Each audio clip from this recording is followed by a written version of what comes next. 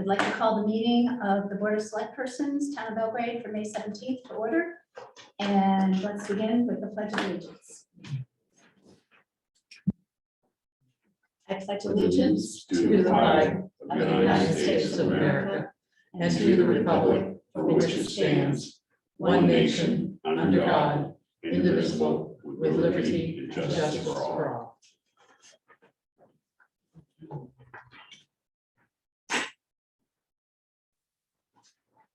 And could I have a motion to open the meeting? So moved. I'll second it. All I in did, favor? but if you didn't have it. All in favor, Rick? Yes. Carol? Barbara, yes. Melanie will be late. She should be here by 7 o'clock. She's just leaving the office. And Dan will be here sometime after 7. So the three of us, so And we do have a quorum. we have a We quorum, declare a so we quorum. can get going. Okay. All right, so the first order of business is public comment. Is there anybody from the board or those online who have a public comment? Seeing none. Let's move on to old business. So the first item of old business is the approval of the May 3rd Select Board minutes. I move to open that discussion. Second. All in favor? Yes. Yes. Rick? Yes, okay. Yes, All right, they look okay to me. Any changes? Carol? I did not have any changes. Nope. Rick, any issues with minutes? oh, fine, I move that we approve the minutes as written. Second that. All in favor? We need to, actually, we do need to do a roll call We do need vote, to roll call. Yeah. Yeah. as we read. Carol, Yes. Rick? yes, Okay. Okay, thank you. All right, next item is discussion of a gathering for all town employees, board and committee members. But since this was Melanie's suggestion, I'd like to propose that we table this until she's here. Yep. So So she moved that we table till the end of the meeting. All right. Second, Rick, yes, all in favor of tabling? Carol? Yes. Rick? Yes. Yes. Barbara, yes. Hold until later when Melanie can talk us through. All right, the next item is discussion and consideration of harassment and sexual harassment policy. my suggestion, we wait on that one too, till we have the full board. Oh, I move we table the end of the meeting. Okay, I'll second that. Rick, yes? Yes, Oh, yes? Yes. Barbara, yes, table. Okay, let's see what we can get done in new business. I think we could probably approve Michael Hayden. Reappointment to the cemetery committee. I'll make that motion. I'll second. Is Mike on? It's a reappointment, so he No, doesn't, I just didn't know if he was He's on. not. He's yeah, not. he doesn't have to be. Okay. Okay, any discussion? No, okay. Yep. All in favor? Well, I need a motion to, I'll make a motion. I move that we accept Michael Hingo for a reappointment to the cemetery committee. Second. Second, yeah, Favor? Rick? yes, Carol? Yes. Barbara? Yes. All right. Woo-hoo. We get cross something off the list. There you go. Okay, discussion and consideration of awarding the following contracts for road paving, chip sealing, and cleaning services. Can we get started on this? Rick, do you feel comfortable going ahead with this? again, I think you want the whole board on it, all of that, but Okay, what we're gonna do if they can't be here? We gotta move on. okay. Let's table, I move that we table item B. So moved. And second? Oh, second. I'm Second. sorry. Okay, all in favor, Rick? Yes? Barbara, yes? Carol? Carol, yes. Okay, table that. Why don't you just jump right down to the cleaning thing, and I think we can probably handle that without everybody being here. Maybe not. Okay, I move we open discussion on the cleaning service contract. I'll second that.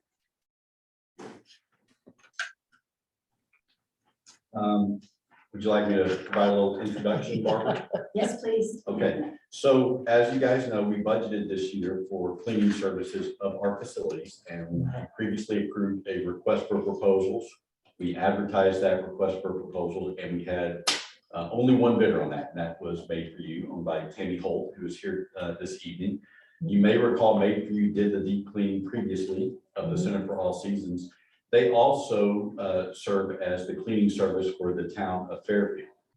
And the town manager and I, the town manager there and I are friends, and she gave Tammy an excellent reference for the service that they provide the town of Fairfield.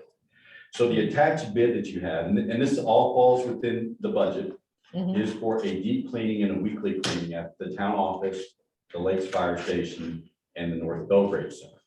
So that, again, that's both a deep cleaning and a weekly cleaning. Additionally, this bid includes a weekly cleaning at the Center for All Seasons, plus additionally, a deep cleaning of the gym floor, and I'll let Tammy talk about what that will entail, and then a additional but less intensive deep cleaning of the center, if you guys want to do that. I believe the cost for that was $700.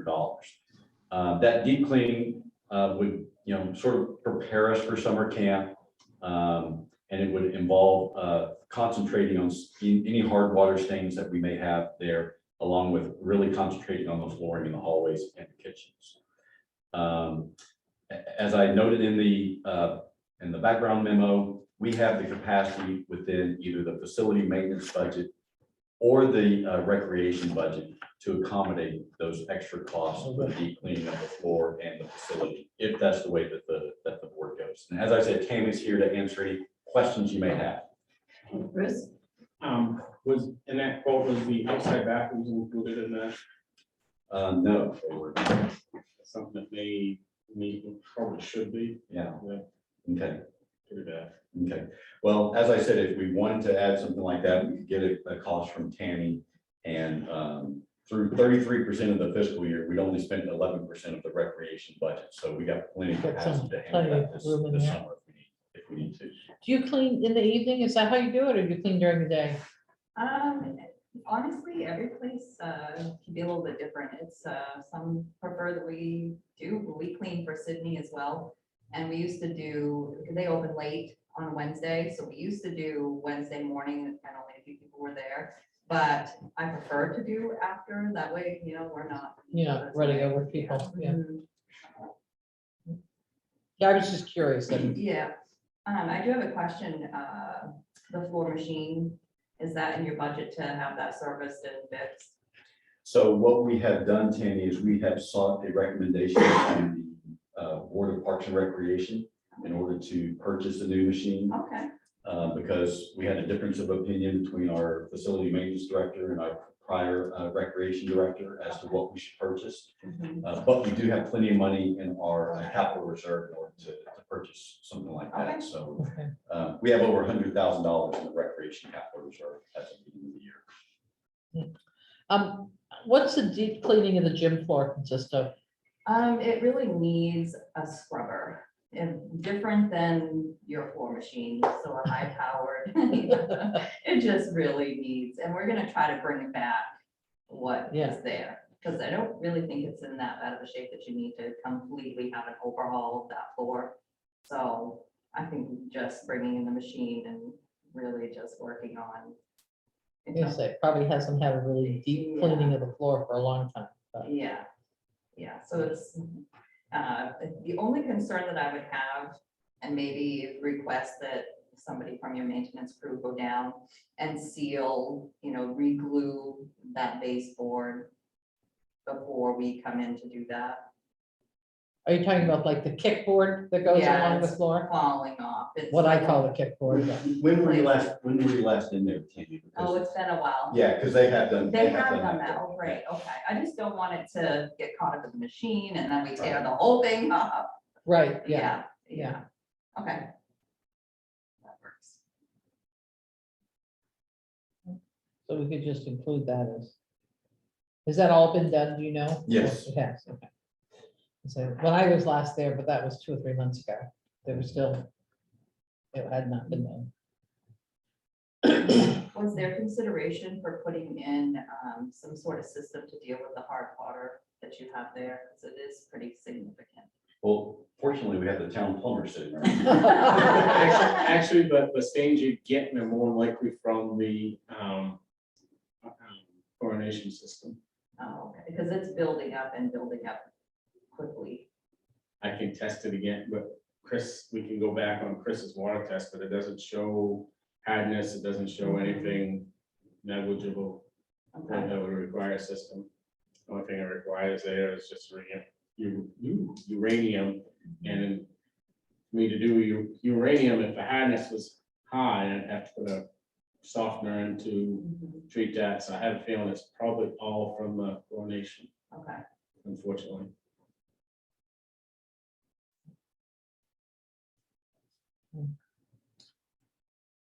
Any other questions? Do you have a preference on day? I'm considering to split you right down the middle and do a Wednesday evening for the town. to For get all, you for half all, for all the buildings? Well, I mean, I might try to put them all on the same day and just run right through. I'm most concerned about the frequency here, but, you know, we can change it at a later date if we have to. Yeah, I think that's something that, the town staff and you can work through and find Right. what works for both. Okay, are you open, one night late? Yes, Thursday is the only Okay. night that we're open. and So- we're open until 7 o'clock on Thursday. Okay, so Wednesday is a potential. Yes. Okay. And then we are open every Saturday in at the last Saturday of the month in the summer, Mhm. if you, Just in the morning. just in the morning, okay, so if for some reason you needed to come in, that, just so you're aware of that. Okay, Yeah, and the North Belgrade Community Center doesn't get as much use as right. the rec center, so that would probably be pretty easy to. They have a You could food do that. pantry on Tuesday, which, Yeah, but now they have Yeah. senior recreation Yeah, they do, programs in the that's right, yeah. afternoons, but, there would be plenty of time, you could probably Yeah. go there first. Right, and as long as nobody has any objections, I'd like to pull the rest of the carpet that's left over. I think all the carpet has been. Oh, they pulled out. have, okay, because there was remnants Yeah. left, so, Yeah, I think it's all. been pulled oh, out. okay, great. I move that we approve the contract from Made for You Cleaning Services. And would that include the additional services at the Center for All Oh, Seasons? yes. With the additional services. The addition of the gym floor and the second The deep cleaning, the gym floor, or deep cleaning on all of them, and the additional deep cleaning cost before they get started with summer camp. Okay. What's the date on that? I'll second that. Summer camp begins June 21st. Bruce? And what about the outside bathrooms? I'm sorry, The outside bathrooms. she needs to get us a quote to do Yeah, that. yeah, and I think we will be able to accommodate that in the budget. Is that, it's bad. Yeah, I heard it. just So, out of curiosity, are those bathrooms left open to the public during the day? Yes, They are. yeah, they're open right now, but the doors are closed because they need cleaning. So are they open at night if somebody chose to use them? Yep. Interesting. I I didn't realize that. Yeah, because we get the playground up there too. So Okay. that's why, it's like you put a porta toilet in Northville too, right? Yes, we did. Okay. Any further discussion? Rick? Motion and seconded. I don't think we had a second. Barbara I second. second. Okay, I think I seconded. okay. Okay. Rick, what's your pleasure?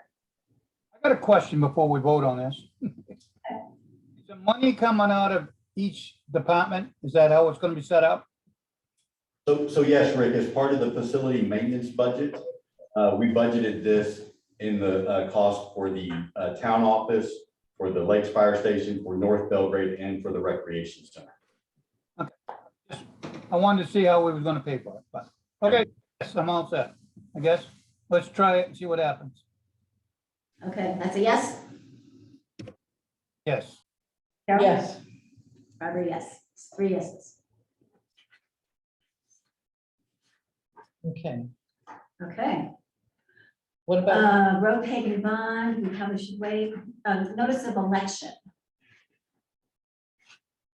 we should be able to do You want me that. to, you want me to talk about this just briefly? Yeah. Because this There's- is, there's not this is much to pro it. forma. Yeah, there's not much to it, and Mary is online right now, but yeah, exactly, Barbara. So this is just a requirement under state law that the select board sign these notices of election. It is in no way an endorsement of what is on the ballot for the school election on June the 14th.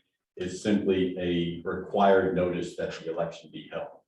And so the board needs to approve that and sign it.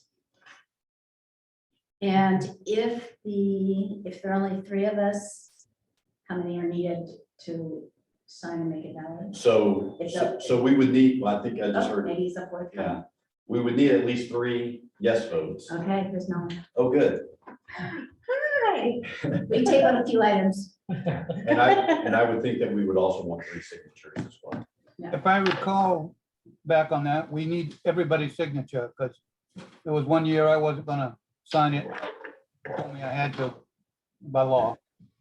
Mary, what can you tell us about that? Does everyone need to sign this, or does it need to be unanimous? How does this We're on work? the warrant. No, this, not everyone needs to sign this. This is just a notification of the election. Okay. Okay, so different than a warrant. Correct. Guess they lied to me.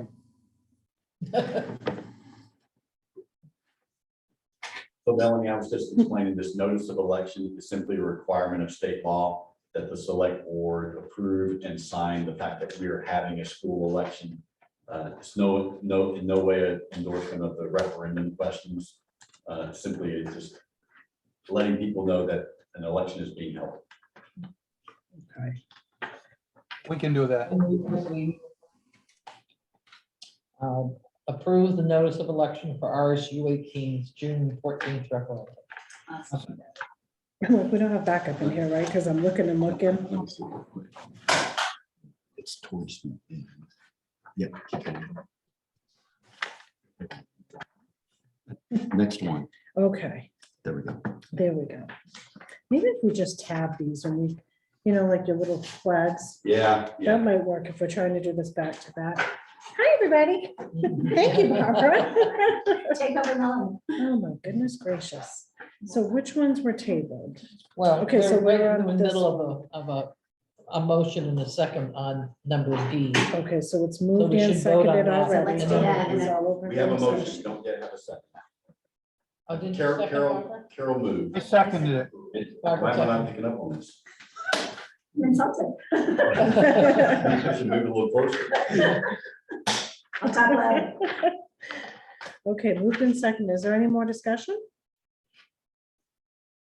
All right, seeing none. Ricky, Yes. Barbara, Yes. Carol. Yes. All right, 4 yeses and 1 absent. Okay, now So- fill me in on local two. Okay, we did the minutes, we did public comment minutes. We tabled B and C. So those we need to go back to. We approved, Michael. We approved the cleaning contract. We did not do the 2 road ones. Okay. And we did not discuss the bond, but we did take care of the election referendum. Let's get rid of that. I put in, I go, I'm like, who's Blazer? And then I'm like, oh, I know that Blazer. Don't you love it? I do. I was like, what a nice looking, but wait a minute. It is awesome. I still love it. It's gonna like get up and Yeah. go. Well, thank you. So, Thank you. Tammy, if you'll call me tomorrow, Yes, we'll I arrange will. the signed contract. Okay, and start date. We'll talk about that. Start date, yeah, okay. Thank you. ASAP. Good to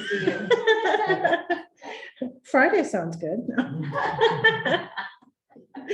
Bye, Tots. Have a good night. You too. All right, so then I will make a motion that we untable the discussion of a gathering for all town employees, board and committee members. I'll second that. All right, that item is now. So now I'll take a motion to open that item.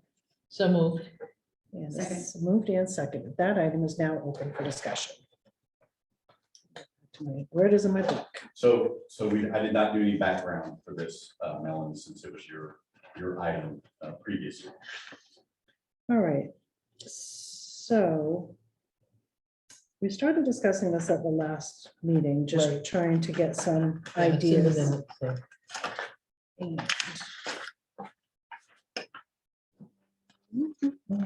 It's on the second page. Yes. Under G, discussion of gatherings for town employees. Yeah, so do we have any ideas? I've bounced it off a couple of people and how many folks would we want to have participate? And would we want it to be whole families, or would we want it to be the committee member and one other person? What is everybody's thoughts with that? So all told, do we know how many actual committee members we have? Oh, golly, I do not. So if we were to say, Mary, do you know off the top of your head? I bet you there are 50. I do not. No, I'd have to look it up and give you a count.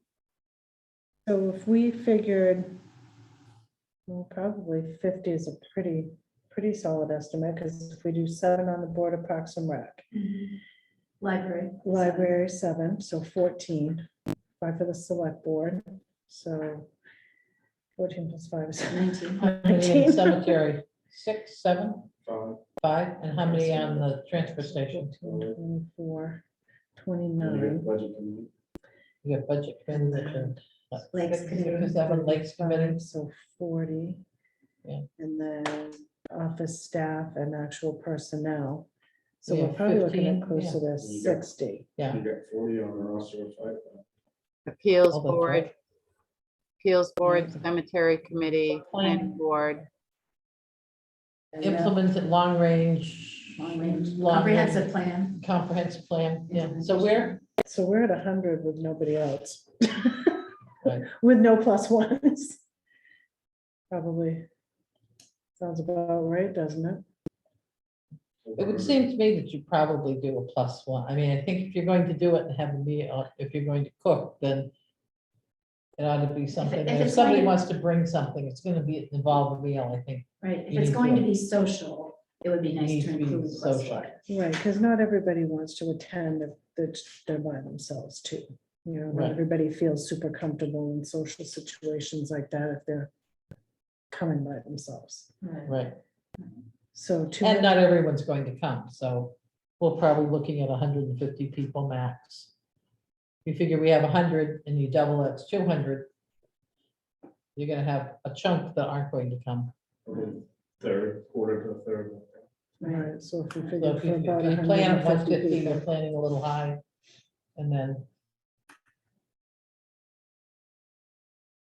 Well, we had talked about having it maybe right after work. Right, Right, so that folks could so go that right folks from didn't work. have to travel home and come back. but what about people that are working and they work until 5 or 5:30? So they don't normally get home till 6. By 6:30. I mean, I think you could do 6 o'clock, or you could, Is there gonna be an actual, do you see there being an actual program with people talking about the entire group? I Or was more, so kind of what I was picturing is, honestly, I feel like we don't know probably 85% of the people that work within the town or interact with them on a regular basis. So I was hoping that we would come up with something where at least once a year we could gather everyone together. Everybody has a name tag. How are they associated with the town? So that maybe have, say, a half an hour, 45 minutes for kind of a social time where you can kind of go around and say hello to the people that you do know. Maybe have folks grouped together at tables where there are various committees or organizations, and then, the comprehensive, plan committee, everybody stands up and we can acknowledge the fact that we appreciate everything that they do. And that was about the end of my vision. I'm wondering if it would be good to wait until the fall to do this, just because we have the Bean Hall Supper in August. Right. We have the concerts, the craft fairs. We are going to have that. And And summer is so busy for people. It just seems like, we've got Memorial Day, and there is gonna be the dedication of the road, you know, the dedication of those plaques. So that's the end of June. Then you've got the July 4th of, 4th. yeah, July 4th, so. So I'm maybe wondering if something it makes after sense to do Labor it. Day. that seems to make sense to me, just because everybody, summer is so short and everybody is just, And the only Trying to ones who fit would everything in. be able to participate is, we have seasonal residents on library. library, and is there Lakes anyone Committee. seasonal lakes Lakes, committee? and there's one slot, I don't know if it's been filled, but there's one for the Parks and Rec. Yes. Well, So, assuming that, I think that the new ordinance or Right, the right. policy changes. Oh, so that wouldn't go into effect Yeah. until next year. No, it would, if it passes on June 14th. Oh, June 14th, okay, right. so why don't we figure something maybe after Labor Day? Yeah, maybe mid-September or something like that. Yeah, Your days are still fairly long, Yeah. so the days aren't yet short. And that'll give us time to think about it, plan and think about it, yeah, and see, get everybody psyched. right, what it will cost, and, maybe we can have a little music and, just kind of a nice small gathering. Well, it's not gonna be small, 150 people, but just, I think that it's one way that we can really show our appreciation for what everybody does for the town. And- Food pantry. Yeah, food pantry too. And that's a lot of people. to List take keeps into. growing. And growing, Senior resources. that's right. All right, what are your thoughts in there, Ricky? I don't know. I've been hemming and hawing about it, and I don't know. There isn't a good one, because you're not gonna get a date everybody can attend. Try to do it after work, so that's not gonna work. I think you gotta do it on a weekend. Gonna do it, and probably on a Sunday, because you transfer station committee work Saturday, Right. Mhm. lose them. Well, maybe, what if we think of maybe something like a Sunday luncheon? It Is might, it worth sending a little survey out to the committees and the employees to say, we're thinking of this, help us out with this? Would you like to come to it? What day, what time's better? And, And we can set it up with a survey monkey, that's. you could set up with the survey, and you could, your Give a few committees options. would be able to be surveyed, and if people are like, I'm not gonna go, and we end up with half the people. With just us. Yeah. The same people that we see, and we're like, oh, we know you.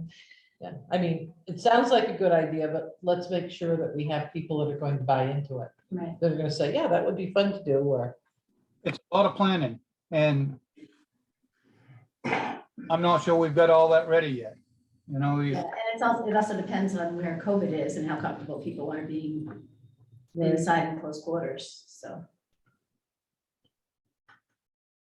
well, it's true, depending on what COVID's doing. I think you definitely got to. We're still medium risk, aren't we? In Kennebec County, That's correct. we're still medium risk, so if we're still medium and maybe it's trending up, that would be another reason not to get 150 of our people and employees together. I would say the unless we're back. vaccination rates in Belgrade is higher than the county as a whole. Yeah,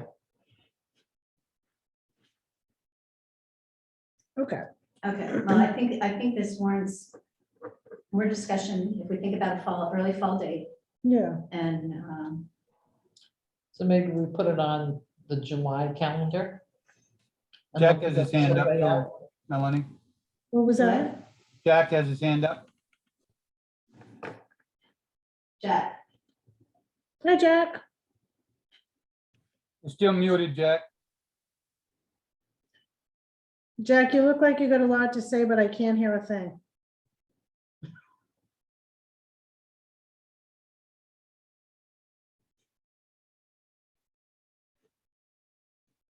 Nothing yet. Okay, now, how's that? Oh, that's perfect. Hi, Jack. Okay, hi. Hey, just a question comes up in listening to the discussion that you're having. Are people who are paid by the hour required to come to this? And in any case, are they paid for the time that they spend?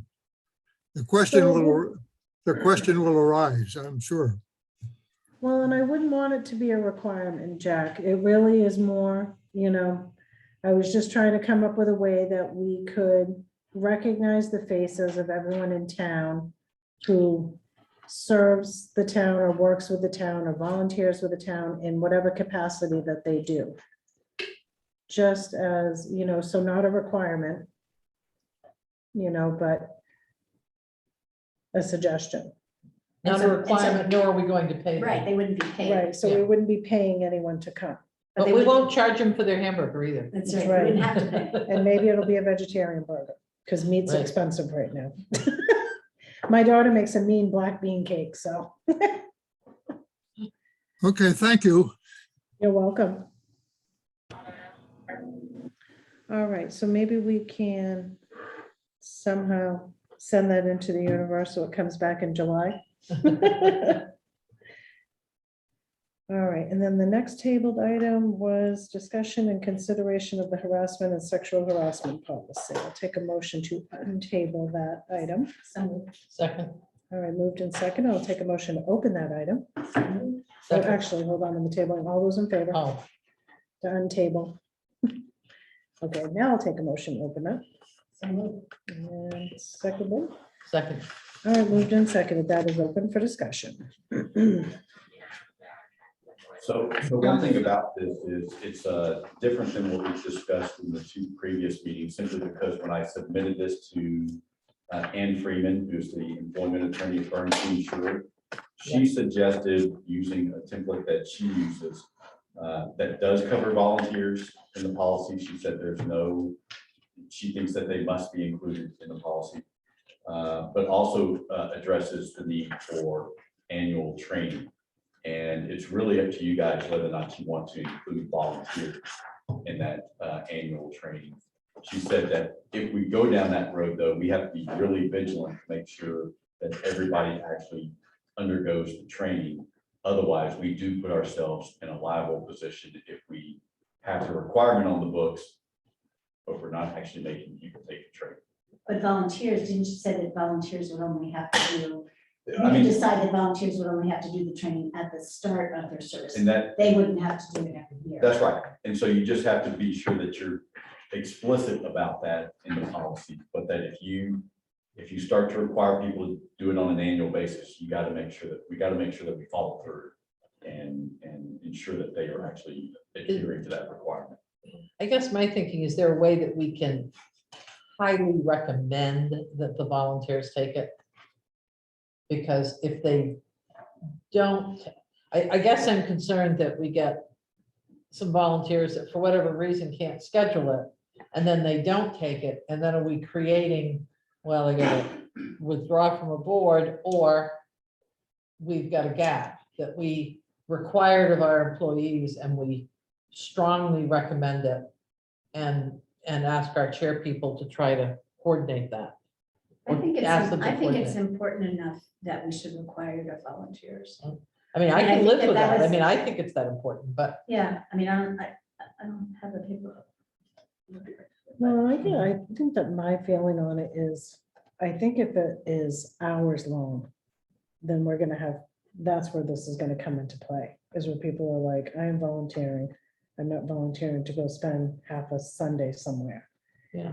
And if we have to work around Super Sunday, not everybody can attend that. So for the life of me, I don't understand why there isn't something that folks can watch and we have some sort of verification that they followed through with, you I know, thought there was some sort of. We do have a recording of it. Yeah. So you know, how the, long's the report? I mean, how long's the training? so the training at Super Sunday, it's not terribly long. I'd say 20 minutes or so. Commercial sexual harassment. I Yeah. think it's actually a 15-minute training. And one of the things that we can do is we can establish a private link on the town's YouTube page, and we distribute that link. That way it's not sort of out there for the public to access, but if we provide the link to people. Now, as far as determining whether or not someone who's actually watched it or not, that would be difficult. I don't know how you do that unless you're sort of standing over their shoulder, watching them watch it.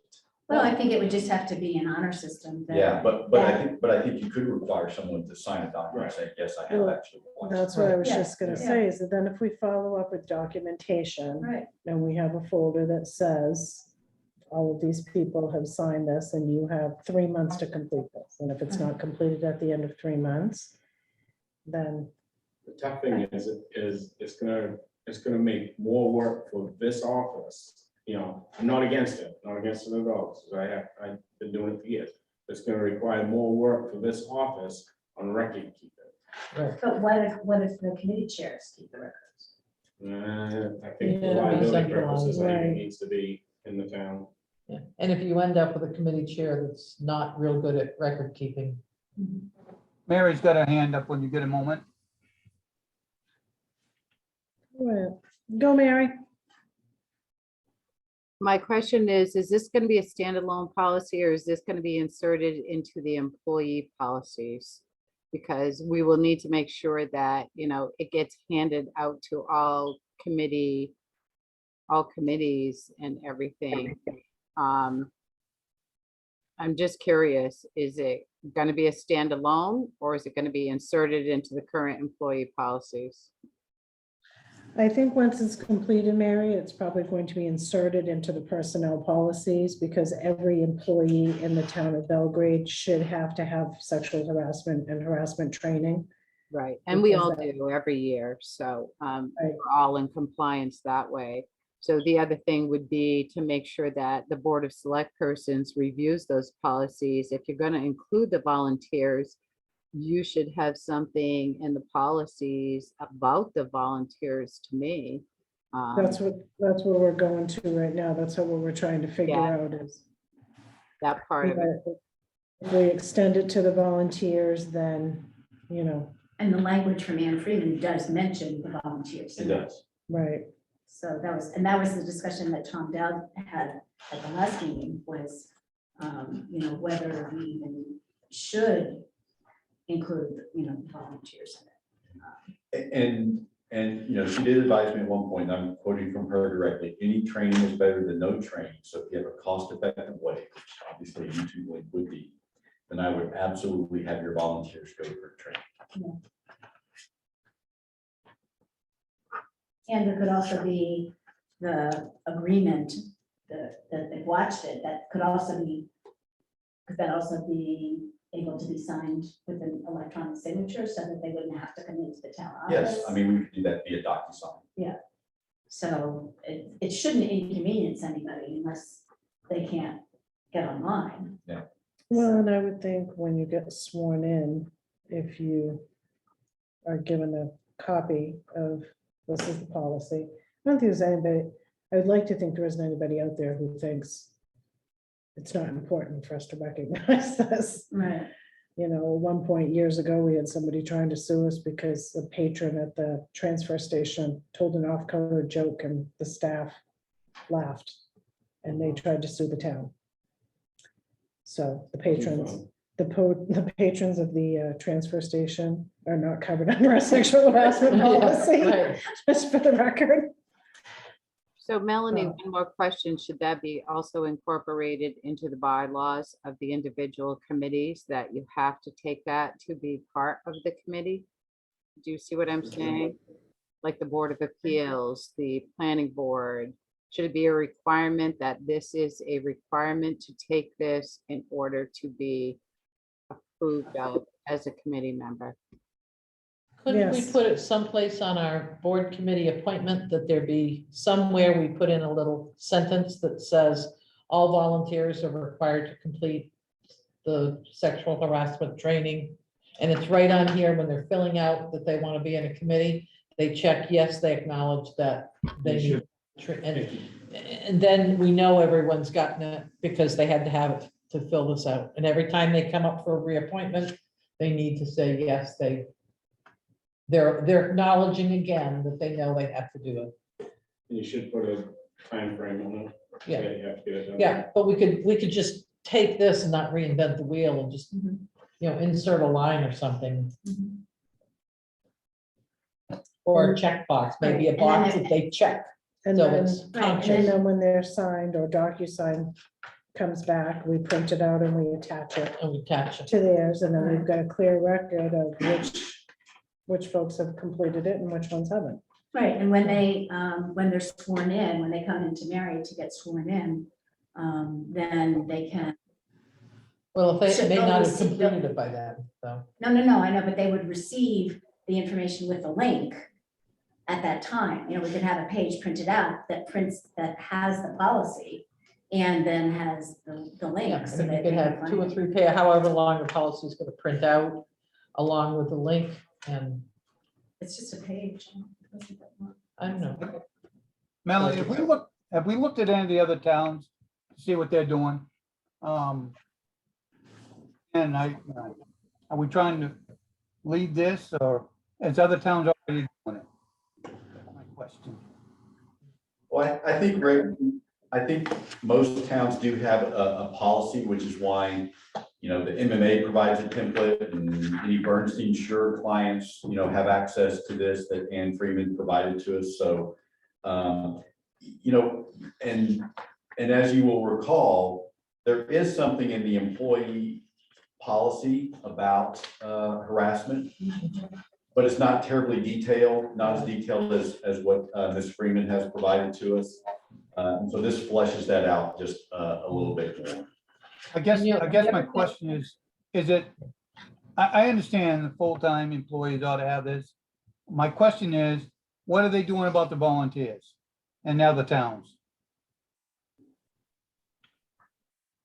Well, the fact that the MMA's policy included vendors and all of that in their template tells me that it certainly is a little bit broader than just the elected officials. If they created a template. I understand that. And I understand what the MMA said. My question is, what has the towns got for policy or whatever they do in place? I mean, we shouldn't be out trying to make a new one if there's one that we can copy. Is what I'm trying to say. So do you want someone to check with MMA to see what other towns are doing for harassment policy? Why don't we just check with the other towns and see what they got? Never mind. Maybe like that town manager listserv? Yeah, Yeah, so. something like that. So that I'm clear, Rick, are you wanting examples of other policies, or are you just wanting to know if other towns have volunteers in their policy? I want to see what they're doing, I guess, before I jump in both barrels in this. And I understand what we need, but I still have a little bit of a problem with what Ian's saying about the volunteers. I just not sure that's good business, but I'm sure it is. But I'd like to see what other towns are doing. We usually check what the towns are doing and everything else. Why don't we just do a quick check with a few towns to see what they've got for sexual harassment policy? See what it says. Would you like to tackle that in your last 2 weeks with us, Anthony? Yeah, so I will send out a solicitation to the MTCMA listserv. I'm sure that I will get some responses. And in particular, I'll ask what people are doing in regards to volunteers in this issue. I'm sure that's out there. I mean, I'm sure we're not the only ones, and I'd just like to see how they And I bet if there isn't, Ricky, I bet there's a town that has somebody who volunteers on a committee who's probably had a violation, but they didn't have a policy in place. bet you're right. Do willing to bet. I'd rather cover our butts before it gets to that. Right, I do. right. I'm just trying to not to reinvent the wheel. That's what I'm trying to do. If there's something out there we can, great. If other people are doing it, then probably ought to. Well, and the other piece I would add is if people are going to come in and sign up with Mary, if we hand them a 2-page or a 3-page thing, it also will have a who to contact, where to contact. So then if something does happen, here it says you can avoid you can go right to the main human. Someone gets into a situation like, well, I didn't know who to call and I didn't, They have it. It's been given to them. It just keeps us clean. Well, But it also would be on the town website, right, as a policy? Or no? we don't usually put our policies on the website. But, you know, and that's one of the things, to answer your question, Carol, that Ann really wanted in this policy was a detailed complaint procedure. Right. And so there is a whole section in there Yeah, related to whom you go to. And, you know, the first person you bring it to the attention of is your supervisor, or, you know, if the harasser is your supervisor, you can bring that to the town manager, or if it's the town manager, you can go to the chair of the select board. So, and it says, and you can go directly someplace else if you choose to. Does it say any employee who believes responsible for enforcing? There is no requirement that an employee utilize the municipality's internal complaint process first, nor is it required that any internal process be exhausted before they go. okay. So now you're confusing the MMA policy with the policy that Ann Freeman provided. So the policy that Ann Oh. Freeman provided is the one that precedes that. Oh, just this. So I just included Okay. both as a, just. as a Oh, sort of okay. comparison. Yeah, this one is 2 pages. Yeah, so if the one that Ann Freeman provided. It's just these you 2 could- pages. You could put it on one page front and back. 1 page front and back. Think that keeps it simple. And you just need to add the link to the, Add the link Training. to the training. And then at the end of the training, they're directed to a DocuSign. They DocuSign the document, it comes back to the town. And then they just merge the file.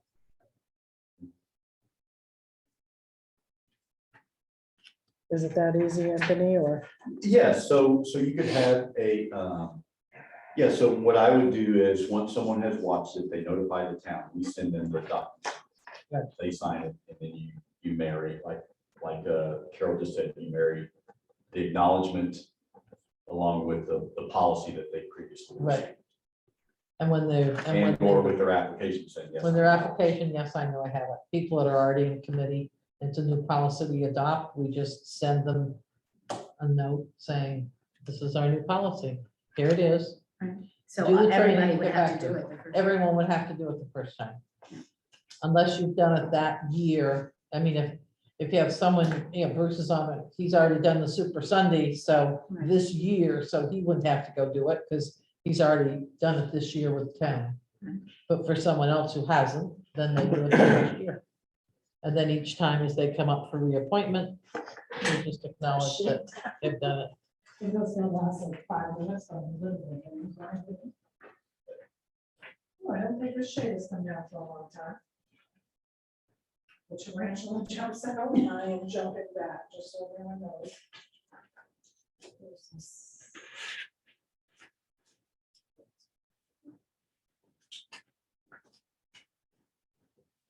Put that on made for use list.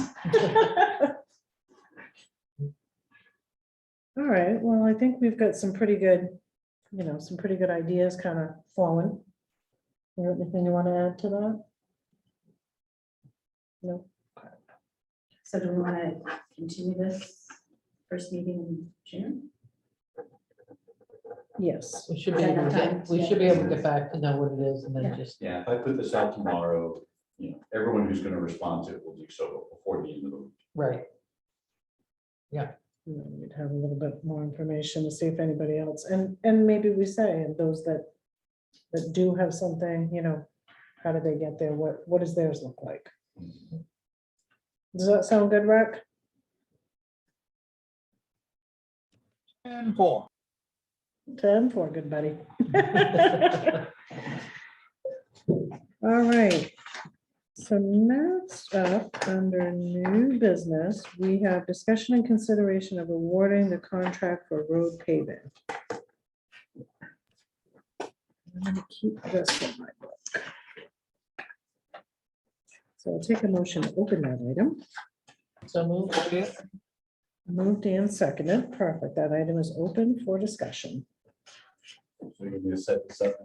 Yes, please. So first of all, our road commissioner, Jason Stevens, is online with us. We put out both the road paving and the chip sealing out to bid.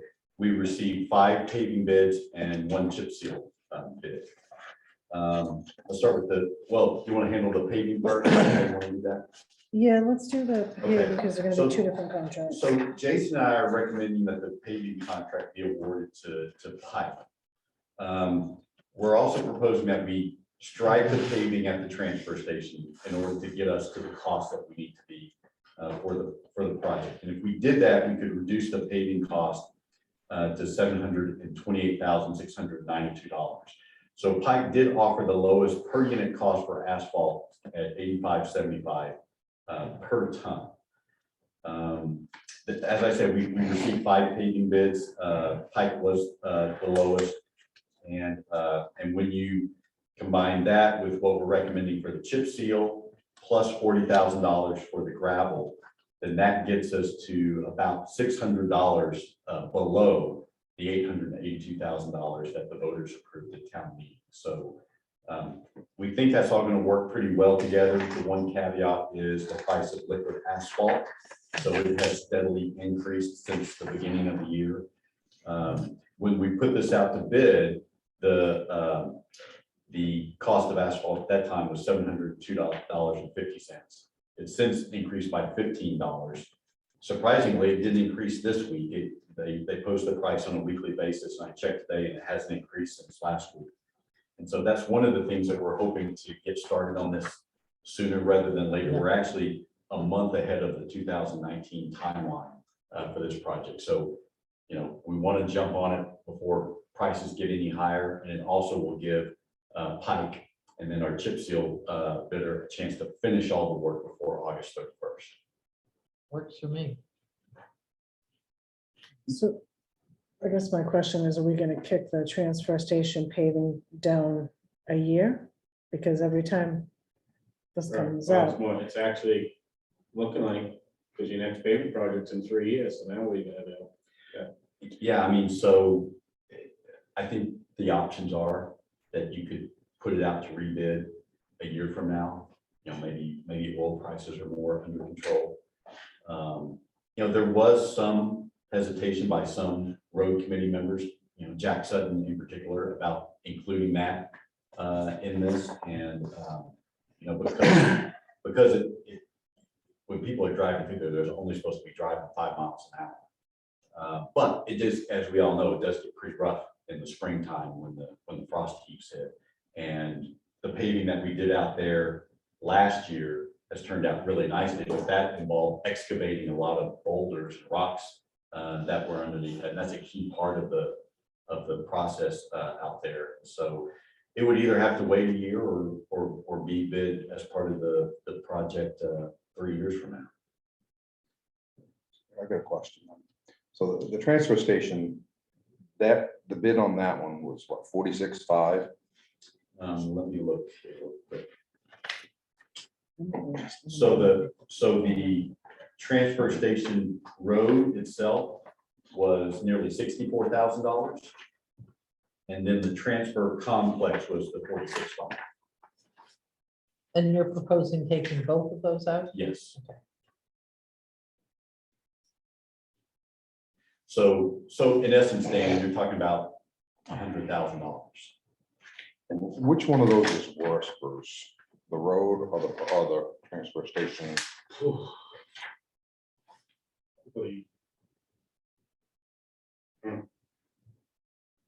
the road going in up around the recycle center is what's probably the worst, especially in the spring. That's where all the potholes are. But is that considered the transfer station complex? Or Yes, yeah. So transfer station road dam would just be the road going Coming in. Okay. Because what I was wondering is, how is that warrant article worded? Ta-da! So below is the list of roadways to be worked on if the above article is approved. So the above article I think it was not to exceed. is Yes. total principal 566, 667, total debt service 598. Hold on, am I on the right thing? Public Works. 882,000 from the project as follows: raise 236, 829. appropriate 46,504 in local road assistance funds and obtain 566,667 from the proceeds of a loan or bond. What was So, Does it what was list- the wording listing out stuff? listing the roads? Deeper Road, Guptill, and Human Lane, so just how this is listed. Well, what I'm getting at is the transfer station, if it's not listed out as gravel work versus paving, why couldn't the gravel work on that, or whatever parts of that has to be done under that $40,000 or $46,000? Is that where some of that gravel work is going? Well, Jason was the one proposing to do the gravel work, and Jason, I think were you not thinking that the gravel, the 40,000 would cover the Depot Road and School Street? School Street, and possible, depending on prices and material, because there was talk about digging out for the transfer station too. I don't know, that wasn't included in Pike's price, was it? I'm just wondering if the $40,000 could come out of their other road maintenance budget, 'cause it's not really paving. Right. And we could still do the $46,000, which would put us a little bit over. But even if we had to throw a question on the November ballot to cover that little bit of difference, Well, we could at least get that part of it done, if that's the worst part of it. Yeah, so to answer your question, Dan, yes, you could do that because we do have $332,000. Yes, $332,000 in the road capital reserve. Right. Because then we could just leave the road coming into the transfer station until the next round, but at least you could get what needs to be done up higher by doing that. Yes, You may be able to chip seal that incoming path. That's what I was gonna ask. well, no, the chip seal, because you still got to dig those rocks out from under, otherwise you're still gonna have the frost heaves. Right. Whenever the spring. But again, comes. people coming in and out, you want them to go slow anyway. So if it has to wait another Yeah. couple of years or whatever. I mean, the rest of the complex, and see if you agree with this or not, it seems to me one of the big issues with the paving is just the alligator cracking. Other than right in front of the recycle center, it's breaking up, you know, Yeah, the right. hot top's breaking up. So I mean, what would happen if we fix that area, and then if we had to crack seal on some of it up there, could we get it done under that budget? You know, and just leave the main part of the road until, because that way, if we're taking the gravel work to come out of the road maintenance budget, I mean, it's maintenance. Well, I mean, either way, I mean, paving could be, you could consider that to be maintenance as well. So the fact that you've got the $332,000, it gives you some flexibility. So if you wanted to say, Well, I didn't want to exceed the bond on the actual asphalt. mhm, You know, because to me, the way it's written, it looks like it's the asphalt part of this. This is what we're paving. And I'm thinking you could do the prep work out of the road maintenance budget. yeah, Well, it says improvements and paving the following roads. yeah. I mean, I would consider the excavation part of the paving process. We got a professional paper right here. He does not work for Pike. This is Charlie from Allstate, but would that be a fair assessment, Charlie? I haven't seen the road, so, but if you have rocks that are poking through and it's notorious for potholes, something should be done to the sub base to make, like you say, maybe get you by, so you could come up with the money to pave it. But at least if you brought the base back into some kind of reasonable shape, then it'd be just a matter of, grading it next year, the year after, and throwing a base coat on. I didn't come out for the initial walkthrough, one of our other guys did, so I haven't personally seen the road. But typically, if you have rocks or bad potholes, something needs to be done to the sub base. Which I understand that. My thing is though, is can we, without messing up this warrant article, could we do the earthwork out of the budget and not consider it part of this paving? Yes, I think you could do that, but again, in my mind, at least, it's 61.5 dozen to the other, because you've still got the $332,000 that is meant for road maintenance. And I think that you could, regardless of how you skin that cat, I think you could still tap into that. And it still would meet the bounds of the warrant article. Bruce, I'm watching your head and I can see the disagreement where you're like, oh. Yeah, see, I'm not uh-uh. real sure about that either. That's See, why and I'm I'm trying to, kinda- that's why I'm trying to go this Well, other way. I'm trying to do the math and how much excavation is gonna be done on the deep road, how much excavation, you know, how much the excavation is gonna be for School Street, and how much the excavation is gonna be for the transfer station. You take all them and pull that out of the capital reserve, is there enough to do the whole project at the transfer station? Well, they were just, Partial they were project, just talking that they're estimated $40,000 worth of gravel work for everything. As part of that. So if we pull that $40,000 Plus the out of transfer. out of the paving budget, we could put the $46,000 back in. And, yeah, And we'd be very close to being right on budget. Right. yeah. That's what I'm And trying to just not do figure that out. section of road. Yeah. Right. Jason, you want to weigh in? Well, like the depot road has to be ground before we gravel it. So that was kind of figured in part of the paving. We were almost gonna price that out through Pike. And we changed our mind. So we were kind of considering that in part of the paving bid. And same with School Street, it was gonna be ground and then we're just gonna add to it.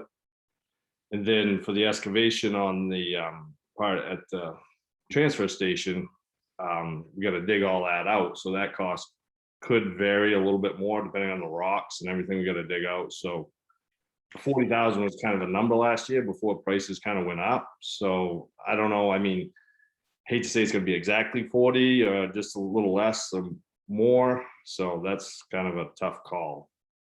Well, if we're taking the earthwork out of the paving bid, it doesn't matter if it's $40,000 or if it's $60,000. It could still come out of road maintenance budget. Mhm.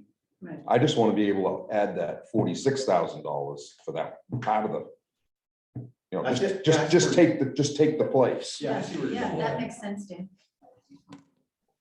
Yeah, that's what you want to do. But you kind of piecing it at the transfer station, but I guess as long as we do it in the right way, I guess it'd be fine. I'm pretty sure that transfer station's been a patchwork quilt from the get-go anyway, Jason. Yeah. And that's why I just was like, you know, do we want to kick this can down the road even further? Because I don't think it lasts 3 years. well, that's the thing, is the longer we put it off, the, I would suggest doing where the heavy traffic is, the big trucks, because that's what's gonna take it the worst. In the springtime, getting the stove up. So if we could fix something where there's a lot of big truck traffic, the tractor trailer trucks. you mean Well, we're going doing into this- the transfer station? What's that? You mean the tractor trailer trucks going into the transfer Yeah. station with a, Yeah, That's actually not the worst part. Worst part's in front of the recycle building. Right, and that's what I'm trying to get done as part of that 46. yeah, that's fine. Because worst case, 2 years from now, the main road going in gets beat up that bad, we'll go in with an excavator, dig up all the stuff that's fallen up, and we'll have a gravel road for a year. Yeah. I mean, it's Yeah. not the worst thing in the world. Well, and in fact, when they dug up all the boulders out, when we did the last paving, and it was just gravel for a while, it was actually, Probably better than. yeah, it was better than it had been before. The problem is, Jason, it's a lot of stumps is what it's rotting out. That's what's happening. Yeah, They filled out with stumps. yeah. So there's a lot of excavation. Once you get digging into it.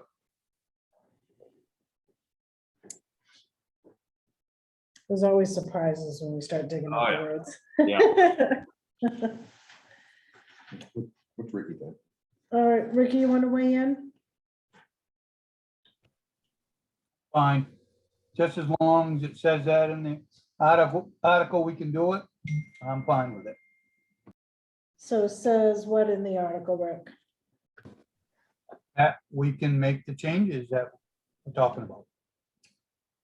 We presented this to the Well, taxpayers. how it's worded in the article, Rick, is it says, all work estimates are based on present funding. If the estimated funding is lower than the final bid amount, the town will not expend any money more than the estimated maximum provided in this article. Consequently, the scope of work will be reduced, so the estimated funding is not exceeded. If the final bid amount for this project is less than the estimated funding, only the amount of money necessary to complete the project will be bonded. i.e. the town will not bond for funds that are not needed to complete the project as presented below. So we wouldn't be bonding to get them completed.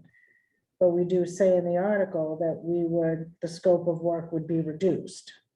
So in 2019, we got voter approval for more money than was actually needed at the time. The bids came in lower than what was approved by the voters. So you're sort of in that latter scenario. This year, we're in the former scenario where if we were to do everything we had hoped to do, we would exceed the $882,000, and therefore you have to reduce the scope.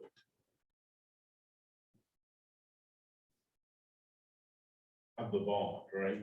No, of the work, Of the work. in order to meet the maximum that the bond or the warrant article. But if Yeah, if we do, but if we use the 40,000, if we take the 40,000 out and put 46 in, we're still $6,500 over. Well, again, I reserve the right to be wrong about this, but I think you can justify using road maintenance capital reserve in order to cover any cost of. Of the 46.5 of the transfer station complex, is any of that gravel?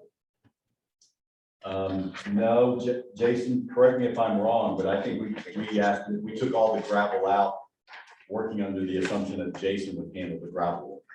Yeah. Okay. they were just bidding Yeah, on- both of these are hot mix. Yeah, both of those numbers. Transfer station.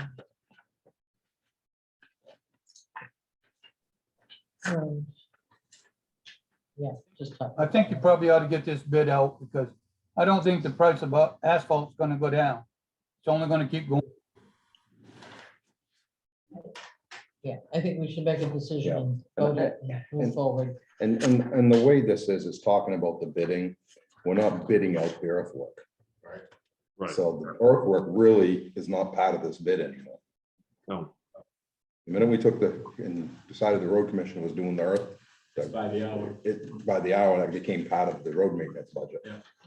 So honestly, I think we could do it, would be We'd still come out over. $5,000 or $6,000 over, but I'd rather put an article to cover the little bit of costs. Yeah. And try to get away with it. I mean, the people should understand with the price of fuel in this town. Almost everything's If we can gone do up. most everything we've got to do for $6,000 over, And when you say do an article, we don't have time to do anything in November, June. November. we got everything going and we got to have the solar ordinance and everything else. So all we got to do is have a question on the ballot. That says, It would Do be you after, agree with- it'd be after the fact at that point. It'd be after the fact. but- Right, and it's just moving the money from the capital reserve fund. Correct. Right, so we're not appropriating. Right, we're not raising and appropriating anymore. I mean, I would think we could try to get away with that. And I mean, it's really, I don't consider it doing anything wrong. It's just to lose a more paging project because of that little bit of money. Yeah, right, I think we're doing a disservice to the town versus. Unfortunately, if you drive around the town roads right now, we're losing ground, we're not gaining ground. Well, Minot Hill getting worse and worse. Those roads get. I'll be surprised if the cracks, the chip seal or whatever it works on it. We've had Those so many roads potholes. Oh, Pulling it's this one up. potholes and the- Mary has- Harry's got a hand up. Mary, So I just wanted to say that you don't have to do a warrant article in November to use the road reserve account because it's within the scope of the Board of Select Persons to use those funds for the purpose in which they were allotted. And so those funds are there.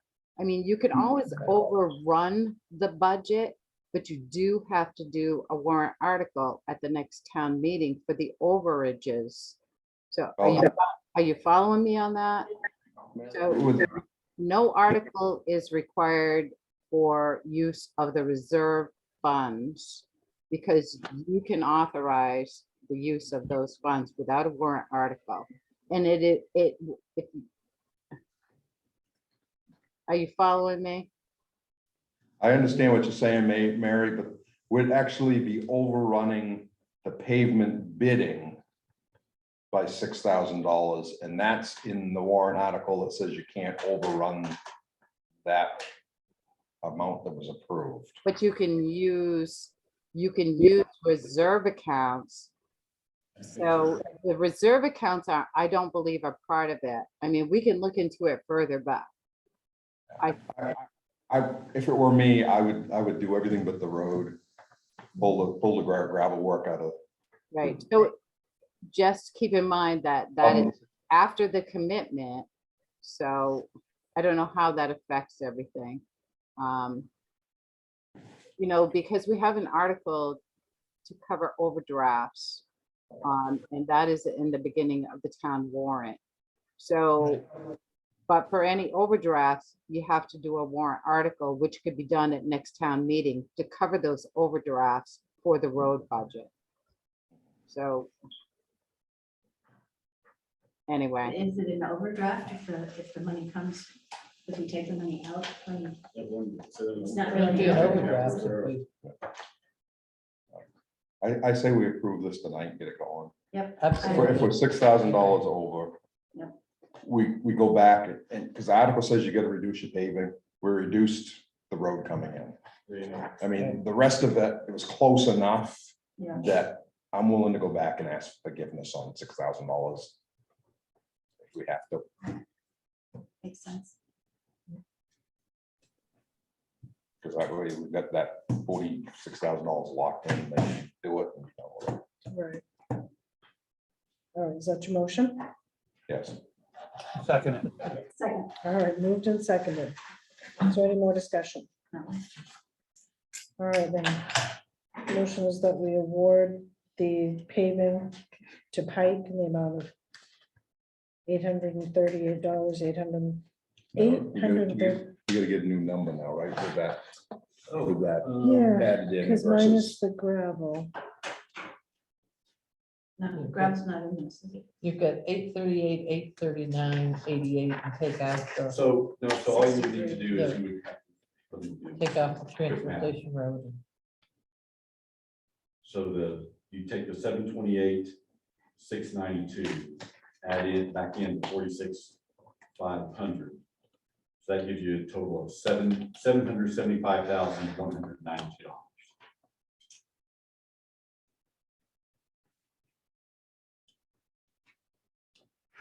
What was the total article? The total article was 882,000. 846, So you're gonna be under 645. Yeah, but you Well, have the you chip got the seal. chip seal. Oh, thank you. Well, how much is it with the chip seal? What are we coming out with for a total? Well, no, the total article is 846, 645. Right, you just came up with 700 something. He's gonna add the chip seal back onto that. So then it would be 887,894.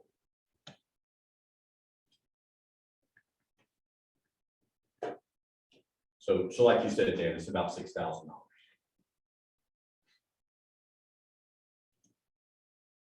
You sure that number's right? Because the article says 846,000. 882,000 voters approved for the project at town meeting. That's what it says in the memo. The voters approved 846,645. Plus, but was Is there that, another article for chip, separate one for chip seal? but does that include that doesn't include the 40,000. $46,000 for the, from the local road assistance, right? Let me grab a look. Appropriate 882, including cost. of Okay, so we did have financing. 882. So appropriate 882. Okay. Estimated total cost, so we appropriated 882. Yeah, and how much was your number? 887,894. So like you said, it's almost 6,000. So what we need is, we're doing these two separately, so we need the first number first. So, yeah, so that number again would be $775,192. So that's what we're doing on this motion. Okay, so that's the motion, that's been moved and seconded. Okay. So I make a motion that we would pay the contract to Pike in the amount of $775,192. Is that what we're doing? Yes. Yeah, and that contract, that bid removes the road going into transfer station. Removing that from their bid. Jack has his hand up. Yeah, sorry. Question, does the article amount include the borrowing costs? Yes, Yes. Okay, thank you. Issues of bond at an estimated net interest rate of 2.5. Okay, moved and seconded. Ricky, what's your pleasure? Yes, Ann, Yes. Barbara, Yes, Carol? Yes. All right, 5 yeses. okay, so Well, so I'm just gonna throw, now, if a company has bid on a total project and then we come back and take out a portion of the project, could that then affect? no, I mean, I've already spoken with Pike about this and told him sort of what we were planning on doing. So if anything, I think they'll be pleased that we added something back in. 46,500. Okay. So the other contract is the chip seal contract. We got one bid on that. That was from Allstate. As I said, Charlie's here from Allstate. And the price on that was $112,702. And to address sort of your concerns, Dan, what they proposed and did was a double chip sealing on the Minot Hill Road.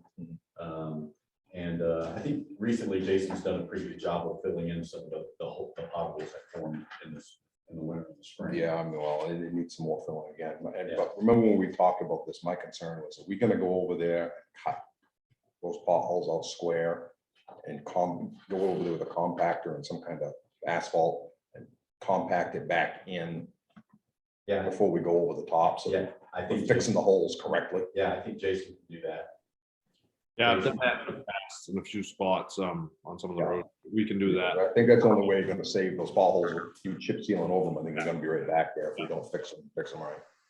And then on the east-west lane, the bid also includes a shimming, which Allstate had proposed for that road as well, so.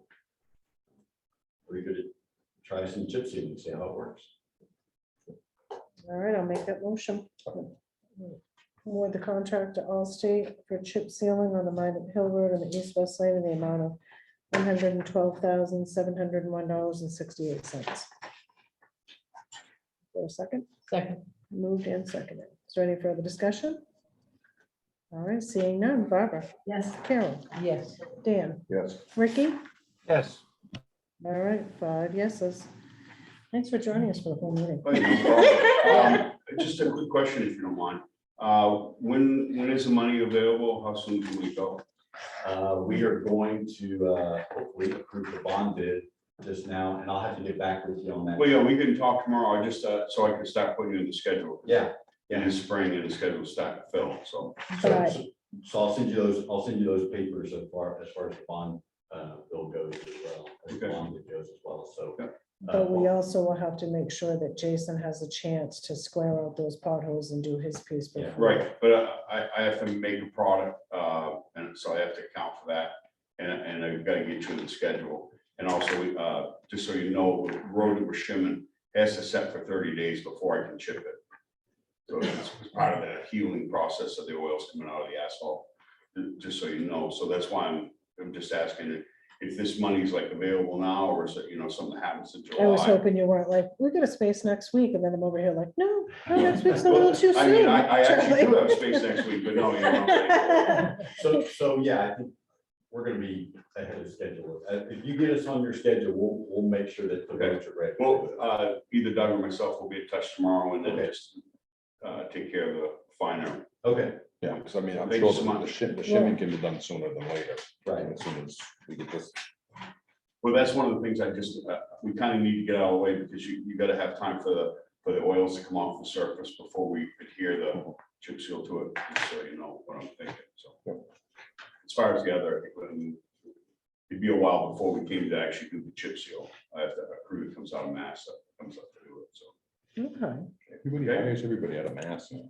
That's Roofers, just- all the roofers, everybody comes out of But I Mass. mean, that's where our company originated, so that's where our chip seal crews are out of. But thank you folks for having us. All right, Thank thanks, you. Charlie. I had a quick question for him, actually. Hold on, Charlie, get on back here. When I cut out the pothole pavement in, is there a time that you want that to set up? Is there like a, They're getting, we could get it so there was 30 days would be. 30 So that we had 30 days before we got that chip seal. I haven't seen the road either, so I don't know how bad the potholes So if you are. want to drive it on your way out of town. It sounds terrible. I don't know if I want to go on it. Minor Hill, just go 135 till you get to the church. Yeah. And take a left. Just follow it all the way down Go to in the Hammond. village to get to 135. No, right Otherwise, up here by Christie's, Oh, okay. 135 till you get to You the can old tell I'm South not Church, from the till area. you get to the old South Church, which is what, 3 miles? If Yeah. that, Take a left, that's Minor Hill, and you'll see Hammond Lumber down at the bottom of the Oh, hill. I know where Hammond is. Yeah, it's the road that goes from that church down Hammond Lumber on the depot road. Okay.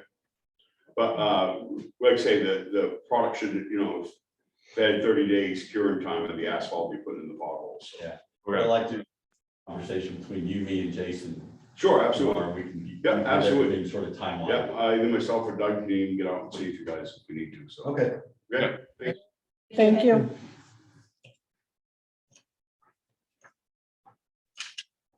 All right, road paving chip sealing. So discussion and consideration of issuing the road paving bond. there we go. And so I sent, earlier today, and it's in your packets, we got 3 bids on the bond bid. The lowest interest rate was offered by Androscoggin Bank, which is the bank that we mostly do our business with. And they offered a rate of 3.21%. And so there is in your packets and let's see. Right here is the proposed vote. So that's how the vote according to Bernstein sure needs to go. What we had planned to do with this is very similar to what we did with the TAN, is to take the money as needed in order to reduce interest costs a little bit, particularly since we're not earning very much money on our accounts right now. So yeah, so if you approve the proposed vote as drafted by Bernstein Sure, that should meet the needs from a legal requirement.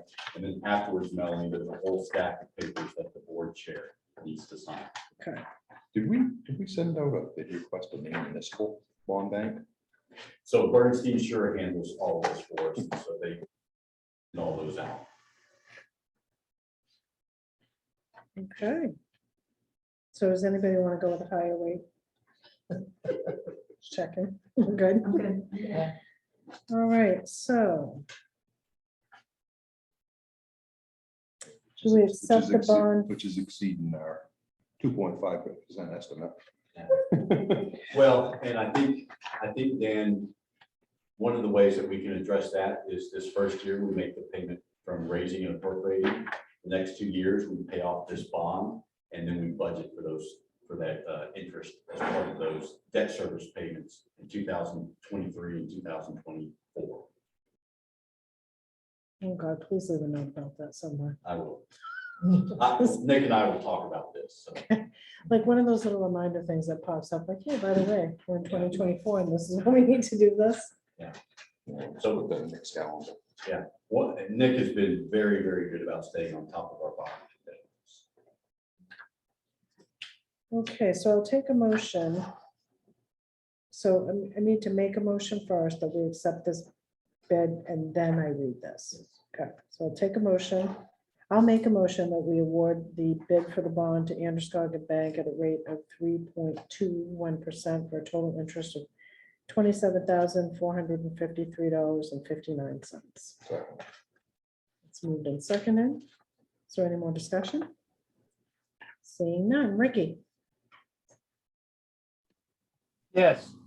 Barbara? Yes. Carol? Yes. Dan? Yes. All right, 5 yeses.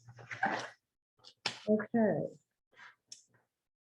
Voted by the Board of Select Board for the Town of Belgrade, Maine as follows. Voted that under and pursuant to Title 30-A, Section 5772 of the Maine Revised Statutes as amended and supplemented thereby, there be and hereby is authorized the issuance of a general obligation bond of the town to fund road improvement and paving as approved by town meeting vote on March 19, 2022. 2, that said bond shall be dated May 24, 2022, shall be payable in 2 equal installments of principal and interest payable on March 24 of each of the next 2 years, and shall be signed by the treasurer and countersigned by the chair of the select board, and otherwise be in such form and bear such details as the signers may determine. 3, that the town treasurer and chair of the select board are hereby authorized to issue the aforementioned general obligation bond in an aggregate principal amount not to exceed $566,667. 4, that the select board hereby confirms its determination that the term of the bond does not exceed 120% of the economic life of the project. 5, that said bond is hereby sold and awarded to Androscoggin Bank at an interest rate of 3.21%. 6, that said bond is hereby designated qualified tax exempt obligation of the town for the 2022 calendar year pursuant to the Internal Revenue Code of 1986. 7, that all things heretofore done and all actions heretofore taken by the town, its municipal officers and agents in the authorization of said bond are hereby ratified, approved, and confirmed, and the treasurer and chair are each hereby authorized to take any and all action necessary or convenient to carry out the provisions of this voting, including delivering said bond against payment therefore. Just one clarification, I think under number 2, you read payable on March 24th, and it's actually May 24th, just for the recording. 24. Okay, As the official record. yes. You guys might just want to take a vote on that as well, just to ensure all of our bases are covered. You will have to sign that. There's a document there for all of you guys to sign. So I'll make a motion to accept that. I'm not reading it again. All right, is there any more discussion? Seeing none. Ricky, Yes. Dan, Yes. Carol, Yes. Barbara. Yes. All right, 5 yeses. We have ourselves a bond. Okay, next up is the warrant. Warrant number 55. Before you get to that, Melanie, you guys already do the maid stuff. Yes. Did we, I see they're gonna clean the gym floor. Did we ever find out anything on the mercury? So Mary pulled the book for me, and that floor was installed by a tennis surface company out of Vermont. Okay, And I called them a couple of times, I've not gotten a response. okay. So, and I looked at the book to see if there was any information about the finish in the book from the construction project, and there wasn't. So I'm gonna keep trying.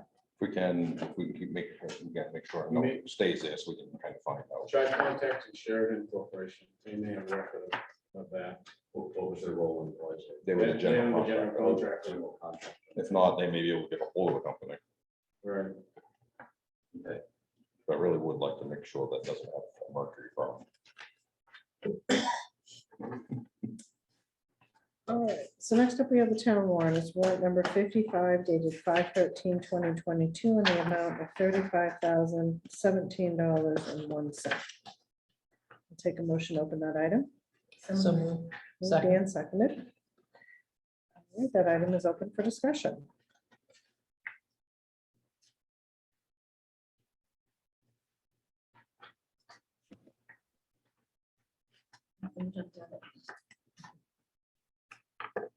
Well, and anything that did, Anthony put some explanation already out there for us, so.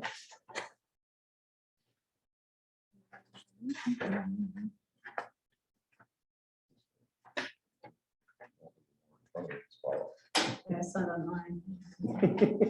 I know, I looked in that Oh, my you know book what? too, I because I printed was that like, out. We hadn't done it, and so I forgot to print out extra copies for you. That's okay, I saw it online.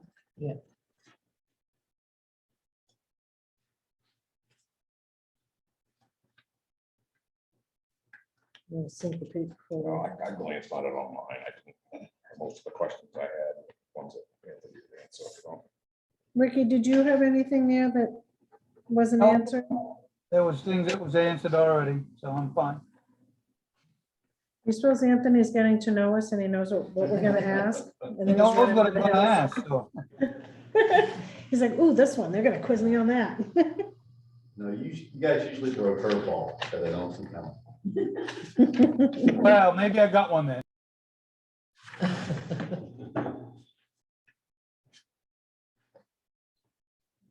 Move we accept the warrant.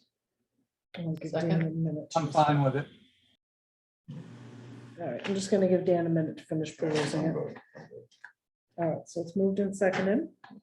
Oh, it's already moved and seconded. All right, so Barbara, Yes. Carol, Yes. Ricky. Yes, Yes. All right, 5 yeses, the warrant is approved. And just as a side note, we did put that in Vermont's municipal pages, and we have had 2 folks already. Oh, from sent Vermont. From Vermont. Oh, interesting.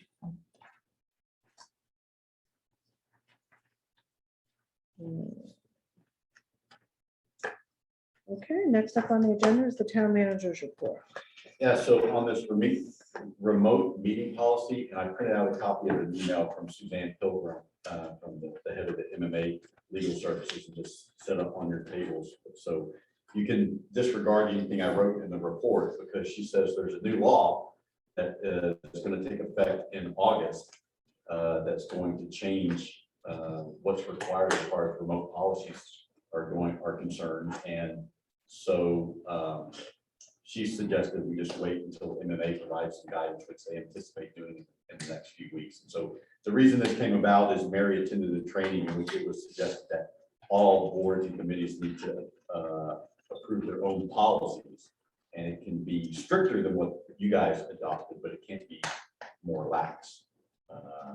And so anyway, so I think we should just wait until the MMA gives us some more guidance on how to move forward with remote meeting policies. As you guys know, we underwent recently a Department of Labor inspection. There were a few items that were brought to our attention that we're already addressing. But one of the things that our transfer station director, Kenny Scano, suggested is that we look into hiring Lynn Martin, who's the safety consultant for the transfer station and the fire department, to do for the town office, recreation, and the maintenance garage, what she's done for those 2 departments. And so I contacted Lynn. She has agreed to come to your next meeting on June the 7th and explain what her services are and what the costs are. She's already sent all the background information. I've already compiled that, so it should be ready for you guys to look at and hear her report. In short, it's going to cost somewhere around $4,000 for all 3 of those departments to make use of her services, which is providing the safety manuals that are required by the Bureau of Labor Standards. And then she also guides us in policies and procedures. So I think it'd be money well spent. I would recommend it. A lot of the policies that you guys discussed tonight, she'll have that all done for you guys. That'll be in booklets. That'll be already done. What she does, she'll come in. Once you get her in there, you can get a hold of Bureau of Labor Standards, and you can have them come and do courtesy inspections. Right. Because if they come in and do courtesy inspections, they won't show up every year to do a normal inspection. Well, the thing is, they haven't shown up in how many years to do since. Yeah, since 2009 was the last Right. time. Right. But one of the things that would be good about hiring her is we still haven't received that report from the Department of Labor. Once we do, we have 30 days to make right any issues that they have noted. And so by having her on staff and actively addressing these, that buys us some grace with the Department of And Labor. what she does too is she'll come in, and if we've got a binder with all of these records on it, she'll come in and inspect them and go through and go, oh, you're missing this one. Oh, you're missing this one. Right. She'll tell you what you need. Yeah. And so it's $1,300 Well, for and each. and it's a little bit more, Right. it's a little bit more than that. I mean, that was the ballpark price that Kenny had told me. And then when I contacted her, she sent me some more information. So I want to say for the recreation department and transfers, and the maintenance garage was about $1,800. And then it was only like about $200 for the town office. There's a lot of paperwork she's got to do to get everything up to snuff. Because nothing's been done. And when it comes to maintenance garage, there's a lot more records involved. Yeah, There's, trainings and. you know, you've got a lot more chemicals, Right. you know, you can Yeah. have up there versus what's down here. You Sure. know, so. And- So anyway, so that'll be on your June 7th agenda. And like I said, I've already got all the background information information. On that. Where are we coming with those violations? Are we, We've already been actively addressing it. In fact, there were some items on the warrant that we purchased in order to address those. I mean, as for instance, Carol, one of the things that was noted is we needed some barriers around the propane tank out of the maintenance garage to make sure a vehicle didn't run into didn't it. run into it? Jason Stevens has already put 4 boulders around that to block it off. And so as we're doing each of those things, we're documenting them so that when that report comes, we can say, okay, here's what we've done. Mhm. So that they were actually, the inspector was actually very helpful about how we need to work our way through this process. So, And do we have, can the select board see a list of what we have to be working on for violations? So as I said, we have not actually received the report. These are just things that she told us about Okay, as she was here. And so I think, Melanie, everything that she's told us about, with the exception of recreating some OSHA reports, has pretty much been done. It's recreating those OSHA reports. And then we've got to come up with the, help me out here, Bruce, there's something about like an assessment that has to be done for any sort of chemicals that we have stored. Right, but MDS sheets. Yes. Well, not called MDS sheets now. but Well, it used to be MSDS, now they're Right. MDS, or now they're. Yeah. They keep Which- changing the acronym Right. on it. Which I know facility, I think he's got most of his already done. Yeah, He's got a great big stack. He's been compiling them, so. Everything has to be labeled. A lot of times, Fire. they'll dump windshield wash into a gallon jug or something. You can't do that. It's gotta be labeled, because it has to have the chemical agents. You're gonna have a fire locker for flammable locker for your fuels. Yeah. There's a lot of stuff that we don't have. Yeah. I can tell you right now, we don't have as a town, and we'll probably end up. The Fire department does pretty well, because Yeah. they've been using it for a long time. And we usually did, and we do the courtesy inspections, but because of COVID, they hadn't notified the fire department that says that doing inspections. Yeah, so when we had the maintenance garage inspector, they also inspected the fire department. I mean, the issues there were so minor, it was like trading records for 3 of our volunteers that needed to be updated. So, and Dan and Travis were already working on those, so. As far as the interim town manager, I sent him a memo detailing all the sort of outstanding issues. He acknowledged receipt of that, and I offered to meet with him at his convenience before my time here is done to answer any questions that he might have. And so, and assured him that he's welcome to call me as issues arise. So, and then lastly, well, not lastly, because I have one other thing after this, but I looked into the Spirit of American honorees. And just as a reminder, we did have 5 honorees this year. I think most of those people probably attend the Beach Bowl supper. They're Right. people who are active in the community as it is. I put the request into the fire association to about.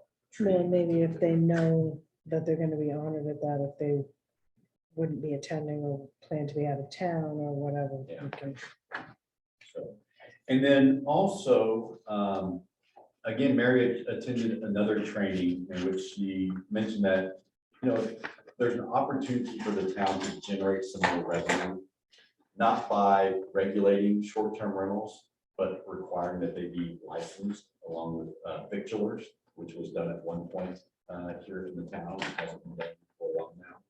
And so I just wanted to sort of gauge your interest, if that's something that maybe should be added to the list. Is would you be interested in the licensing of rental properties? Just as a way to generate some additional non-tax revenue for the town. And the same thing with victualers. So fill me in, like, I guess I'm not really following licensing them. So if you want to engage in renting your property here, you would have to license that business like you do any other business here in town, by paying some sort of a fee determined by the select board. So like the folks who are like, we bought a place and it's gonna be an Airbnb, Right. you know, year round Or season. or seasonally, or, okay. Yeah, it's not fair to do that with them. We don't license it, have most of the other businesses. So I'm not licensed. You're not licensed, I'm not I'm state licensed. licensed, that's it. You don't have, you have license with the town. No, It's not required. no, it hasn't. How do you spell your name in full, I guarantee sir? most of the contractors, I bet Jason's not licensed with them. And what is the cost to the businesses if they, for that? $10. $10? I think it's more of a hassle to chase I was people gonna down. say, and it's try a to lot find of paperwork for $10. So, Yeah. There are a lot of camps for that. No, there are. Yeah, but then who's gonna enforce it? They don't pay the license. Well, and they could say, I didn't rent it, it was my family. You know, I can't tell you how many Well, they're gonna Airbnbs you say- went to or where they're they gonna say, said, I mean, tell the doorman that you're our relative. Like I say, you're gonna have to force Okay. every single business to do it. Right. Because if not, if you're gonna make some do it, you're gonna have to make everybody do it. Yeah, I guess that's a can of worms I'm not willing to open. And what about, Can I say something? So this was a presentation by Pretty Flaherty, a legal firm in Augusta, and both Nick and I attended that training. And this is more than just, so there are Airbnbs that are popping up everywhere. And what this does is this, you would have to put an ordinance in place just saying that we would charge a certain fee for Airbnbs, which has become an issue, also truck vendors, those kinds of things that are coming into our community, impacting our community in different ways as far as trash removals, just road, just usage. So it was actually something, it was very interesting, and I would send you the PowerPoint if you are interested. But it talks about Airbnbs mostly that are coming in and impacting communities.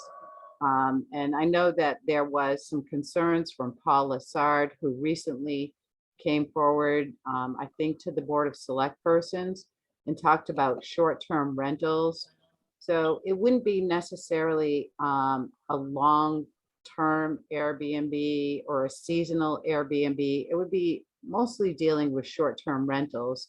And we have one now that is just come up that went through the planning board and everything. I don't know if it went through as an Airbnb, but does it impact the community? Yes, it does. So it was just a suggestion and maybe something that the board should look at in the future because it is lost revenue. And there are many communities that are doing this now because of the impact to the community. So it was just more informational. And if you're interested, I could send you out the PowerPoint. But it's not a $10 fee. No, the board would set that fee. And that fee would be for an annual licensing. Lots of communities do annual licensing for victualers license, for truck vendors. Truck vendors has been a huge discussion in Belgrade with the planning board, being down in Belgrade Lakes Village, being across the street from Christie's, being down to the Belgrade Canoe and Kayak, where they're impacting our community, but we're not gaining any revenue of any sort. So it's something to consider for the future. And that's basically what it was. Yeah, I'd be interested, Mary, if Yeah, you'd send I'd me be that interested in PowerPoint. seeing it. Okay, all right, I will send it to you. Yeah, I don't necessarily think that it's a bad idea, but it's how do we regulate it and, Yeah, I mean, You I don't know, have and a how problem can you- listen to the PowerPoint. The problem is when you get to. It's not a PowerPoint, so I'll send you, I have it in just a printout. It's a printout. Oh, for me. that's fine. But it came from, a legal office. It actually was a very good presentation. And anyway, I just, The problem with it doing it in a small town though versus say Portland or South Portland. well, I see You've it got- happen. Yeah. And You've got somebody in those cities that what they do is they go out and they inspect buildings. They inspect food trucks, they inspect restaurants. Unless you're gonna hire a full-time fire chief who actually, if you look in the MMA manual, has the authority to go do all that stuff in the town of Belgrade. On a yearly basis, it's gonna be very hard to enact something like that. That's what open. Yeah, That's what you'd have to do, is you'd have to have somebody. I'm not sure, but I see new Airbnbs popping up in Belgrade right now. And I know that there is a new one just local in the Belgrade Lakes area. And so, you know, this is something that is just going to get bigger because it is an income. So it's something to consider for the future. That's all. I think the biggest complaint that I've heard, sorry, is folks that do the rentals, and they have folks leaving, say, by 11 in the morning, and then their next rental comes in at 4, and we don't have a trash drop-off spot. So they are leaving their trash, or they're not taking their trash with them. And so then it gets rolled over till Wednesday. Most of the Airbnbs have somebody come in and clean. And I had a couple of things that I saw, and folks were like, oh, we'll try to have somebody take care of that or corral that. But that was one of the concerns, was that there's no. I know, for instance, it happened 2 years ago in town that our commercial hall was picking up trash for a seasonal rental, and the people that rented their seasonal rental took their trash with them, didn't know where to dump it, and they dumped it beside the road in Bassboro.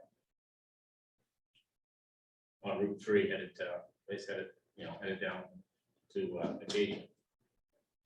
And that They turned probably could have found a dumpster between. they could have, or they could have left it for the commercial hall to pick up, because most of these rental camps have containers for the rubbish to be picked up, so most of your seasonal rentals get picked up Wednesdays and Saturdays both. That's just how they want. And on this particular one, they chose not to, they were from Maine, they're from Maine.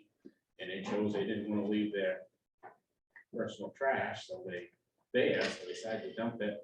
Because that's a much better option for Yeah. on the side of the road. I don't know, let me weigh this out. It took a lot to actually catch it. And thank God where it got dumped, somebody had a game camera. They got to play.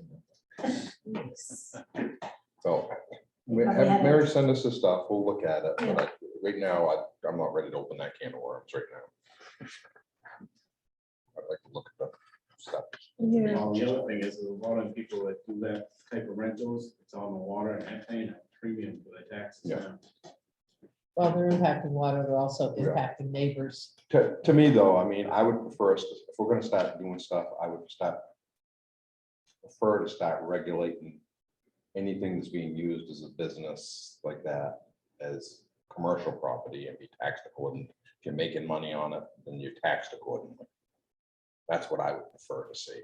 Well, that was also part of the presentation, is that they could be taxed differently because they are an Airbnb, and the impact on the community.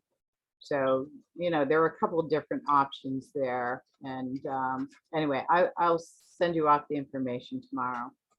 Thank you. yeah, that'd be good. Thanks, Mary. That's the report. Okay, so just a question, have we seen anything from DOT on the salt wall contamination? Like, Bill Socher emailed me last week and said that he was getting in touch with the DOT attorney. And he asked if we were planning on doing a town department versus water district. I said, oh no, the legislature's already approved the water district, already been ratified by the voters, so that's all set. and then the only thing we had to do was file that vote was approved, and Mhm. Mary was gonna With the take care of Secretary of that with the Secretary of State. So Then we that gotta get part's together done. with PUC and go over their regulations. Yeah, and so just so you guys know, I mean, I've been in contact with Kirsten Hebert recently, and she said until you got the contract done, there's nothing left for you guys to do at this moment. Has the town of Belgrade hired their own geologist? No. I'd make a very strong suggestion, do that before you sign into a contract, make sure the geologist says that well, it's gonna hold. Except for reason, as the pictures I took, except Yeah. Did you see him? Josh showing, you know, I mean, Oh, yes, Bruce showed me. So I think I know what's going on there is, we're trying to stockpile salt. Where it increases by $20 a ton. So I just need to talk with our contractor about making sure we're engaging in proper house cleaning there. it's actually not house cleaning, it's liquid coming out of the sand salt shed. So do you think then there's a leak or something that is?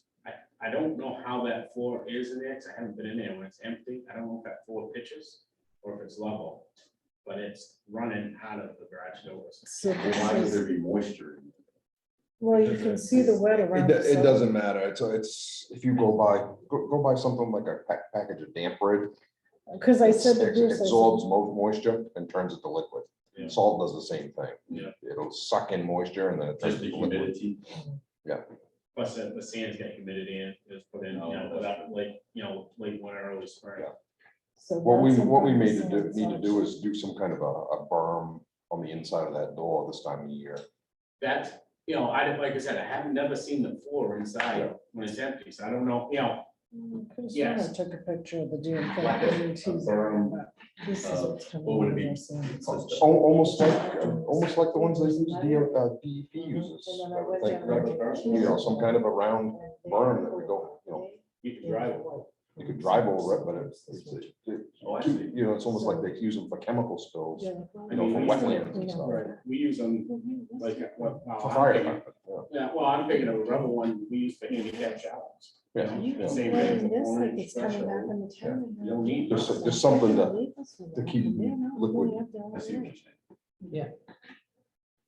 Because if you're not going in, this time of year, if you're not going in and out, and the door doesn't have to be open to go in through the side door, you put your barrier there, and it keeps anything from coming out. Yeah. It's definitely liquid, it's coming out, and when it does, it comes out, and the sun hits it, it happens. And what happens too is that sheds like that, if you go over to my house, I've got one of those portable garages, the campus garage. Yeah, like the one that went down to But my I've house. got, His I got sticks a up 30 by there. 31. You go in there at certain times of the year and you get rained on. Because all the moisture in there, when it's hot, heads to the top. And that's where your water collects and then it drips.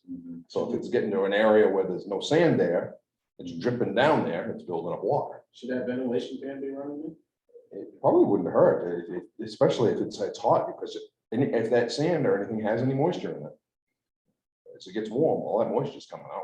Yeah, maybe that should be running, at least in the summer months, until you get freezing temperatures. That may be part of what's happening. So you're getting all that water. We have to check it sometime when it's hot. Especially we just had those 90-degree days with all that moisture in that Is that sand, coming this weekend? Right, because the humidity the last couple of days was up. It's coming back down. Go in there and now. see how much of it's dripping and creating water right there. But I told Bruce, I said, you sure you don't want to be like this? Some facilities man says, he's always the one driving around town who catches this stuff. Not on purpose, trust me. I'm working, so. Yeah, no, and I told him, I'm like, and I think I sent back how much we appreciate that he does, like, I said, I'm not over there to see it, and I don't. I'd I bomb just- right home. Before we sign in the contract, I highly recommend that the town spend some money for our own geologist, not state geologist, our own geologist to look into this. Now we're just been told by other people that's in the water business that we need to hire, the town needs to hire a geologist. Oh, it's good enough to know what it would cost. Yeah. I mean, I Because don't I think think that's, any geologist, no matter the state or anyone, is gonna guarantee it. If they No, I'm say- not gonna guarantee it, but they can tell you, Because I mean, we hire our own geologists, they ought to be able to look at a lot of the data that came out of there, because I doubt the state has falsified data. They're probably gonna look at a lot of the numbers and everything else and see if they agree with the state. Right. Well, and I think overwhelmingly what I hear for opposition on doing this is that what if that well fails, we don't have plan B. And we don't. We have That's no my plan B. concern, is there is no And backup. that's been my concern from the beginning, which is why I didn't want DOT to pony up the money ahead. And then we come in after, because I said we need to be all in, we need to be in 50-50. And then we have equal shares in it. And not DOT ponies it up and consistently kept reminding us, well, we're putting this money up front and essentially. We still haven't signed their contract. As part of Well, that and they've contract, also- if that well fails, then they're gonna be just as responsible as us as finding another well. Well, they've also said that if the cost increases too much, that they won't be doing the contract, but they just won't do the project. So then we're still in the Right. same thing we're I doing think, now. and I think at this point, you're probably above that. Oh, I'm sure we're above whatever they said, but the thing is, I think the state's gonna have to turn around and look at it and go. If we don't do this, is it still gonna cost us more messing with everything else they're still gonna do? I suspect the state's gonna want to do it and get it done. I don't think the COP project's gonna double. But all we can do is find out. And all we're doing is speculate, Right. Yeah, so. all right. So we can check out, see if we can find out what it's gonna cost us, if we can find a geologist. Just, And just a just second, an idea what it's gonna cost us. second set of eyes and look at stuff. On our behalf. Right. Right, somebody watching our back. And just so you guys already know, the planning board's making pretty good progress on solar ordinance, so, Yeah, that was good that you were here in person. I watched it online for. well, I wanted to make sure I was there for the setback and the buffers and everything else.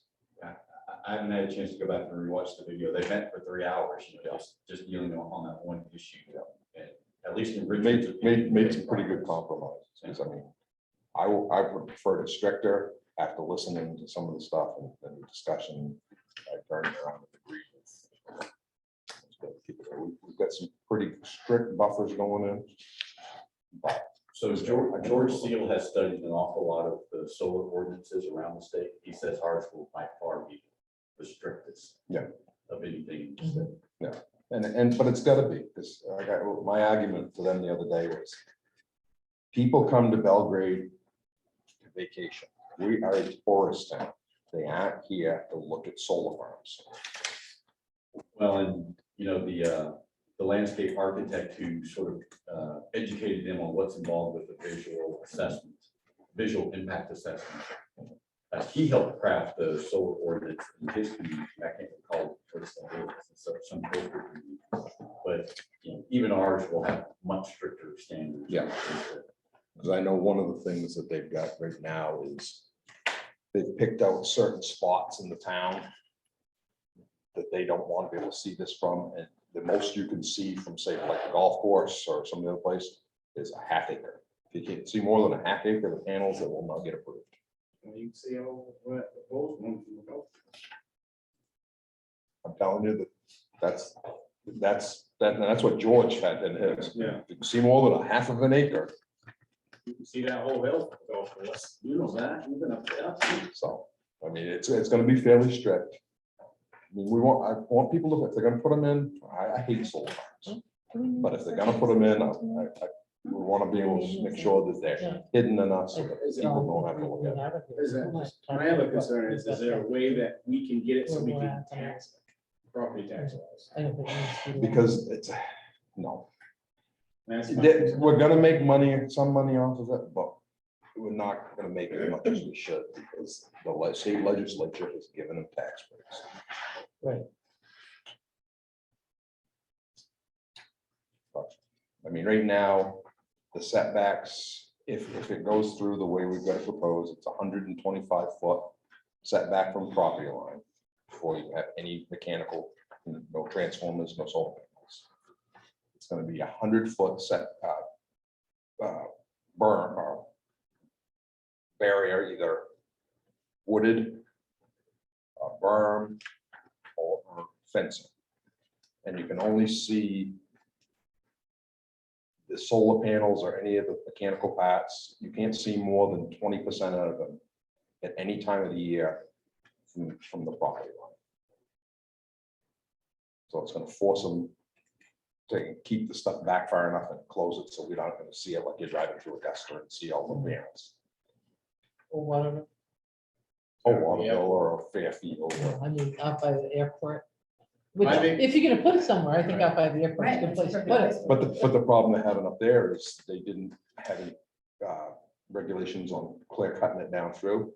So now it's like a wind tunnel coming off the airport. People that live down on the other end of it have a lot of problems. Big time problems. So one of the things we discussed is power lines and roads and everything going into these, they can't have a direct access route. It has to be, you have to go in, you have to make a turn, and then you have to turn again. So that nothing is straight. Oh, okay. So we made some really good progress here. I was happy with it because I've had a lot of people going, if it's not strict enough, we're gonna start a petition and put it through right with the ordinance saying 300-foot setback. And I've talked to some people with what they've come up with. If it goes through, if we put it out the way we're gonna do it, they'll accept it. Well, the biggest thing is they all say 18 inches on their fences, they leave them up. You look at every solar farm, the fences are on the ground. It's, like I said, we've made some good progress. I'm hoping they can get it finished up in June and get. Well, I think they're on their way. They did a good job. All right, are we done with everything for tonight, for this part? I have something that I would like to bring up. Okay. This being Anthony's last meeting of the select board as town manager, I would like to thank him for all the great service that he's done for our town, and particularly for the select board in terms of providing us with information, background, sending us memo after memo after memo, to keep us informed.